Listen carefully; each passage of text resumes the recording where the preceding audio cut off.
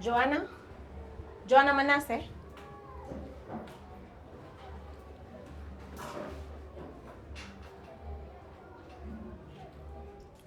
Unaweza kumbuka period yako ya last ilikuwa lini?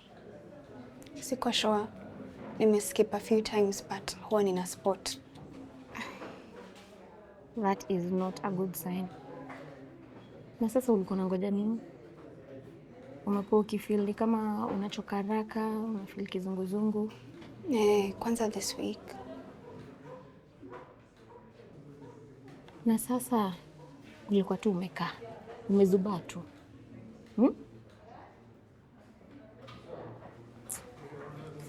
Tutafanya blood test, okay?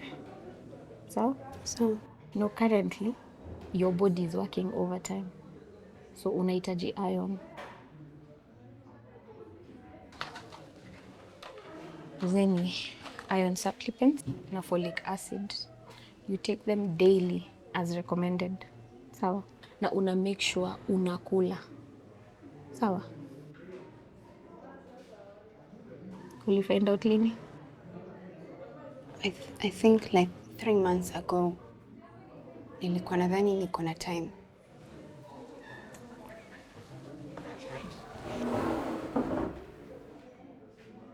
Kama umechelewa. Lakini uko na bahati. Unajua si kila mtu fika hapa kwenye umefika bila medical care. Your body is manufacturing another body. Na wewe ulikuwa tu umekaa.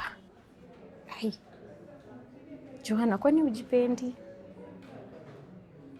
Unajua kwanza antenatal clinics ni muhimu sana. Pia sisi inatusaidia kujua kama uko na shida mapema kabla haijakuwa kubwa sana. Na pia inalinda wewe na huyu mtoto wako throughout the whole pregnancy. Sawa?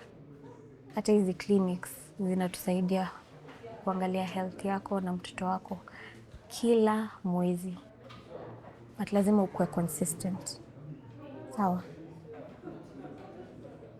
Unajua sio kunywa tu dawa. You have to eat balanced meals. Sawa? Vitu kama whole grains, mboga, fruits. Fruits is very important. Sawa? Na proteins kama mayai, maharagwe, fish, you know. Ala ni nini? Unajua ungekuja mapema tungekuwa tumekusaidia na hiyo nausea. But honestly, protein is very important. Sawa?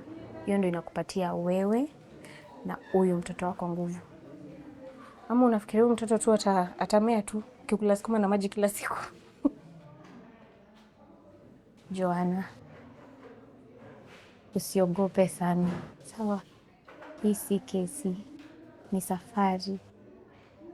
Ndio umeanza yako. Sawa?